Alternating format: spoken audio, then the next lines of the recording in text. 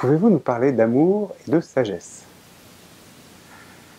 Ah, amour et sagesse. On associe assez facilement amour et la folie. Oui. Hein, c'est vrai que... Qu'est-ce que c'est que l'amour? Qu'est-ce que c'est que l'amour?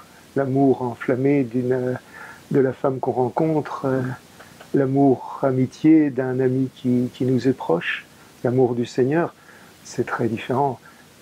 Où est la sagesse? Voilà la vraie question. Je crois que dans l'amour, quand il est au départ d'une relation avec une personne, quand il est présent, il peut nous faire des choses qui n'apparaissent pas sages, mais est-ce que c'est la réalité? Est-ce que c'est pas sage que d'arrêter de... Moi, j'ai changé ma vocation quand j'ai rencontré ma femme. J'avais des études plus longues. Bon, c'était pas très sage que de dire je vais pas au cours parce que je suis fou amoureux d'elle. Puis au bilan, ça m'a donné une autre carrière, une autre forme de vie peut-être meilleure. Donc je me dis que c'était pas vraiment de la folie, c'était peut-être purement et simplement de la sagesse cachée sous une forme de folie.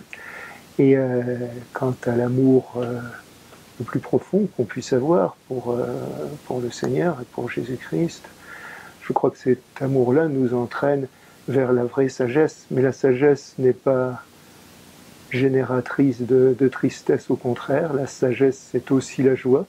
C'est une sagesse joyeuse, moi, que j'ai envie d'avoir, c'est-à-dire pouvoir le dire en rigolant, pouvoir profiter de très bons moments, boire un pot entre copains et évoquer des choses à ce niveau-là. J'ai chez moi un petit coin, un petit bistrot dans lequel je reçois beaucoup d'amis. Et je pense que là, nous développons, en même temps que le fait de la convivialité autour d'un verre, nous développons de la sagesse. La sagesse, elle est partout, il faut savoir la trouver. Et il ne faut pas en faire une espèce de grande tradition philosophique, mais pour moi, c'est quelque chose qui se vit absolument au jour le jour. Voilà. Merci.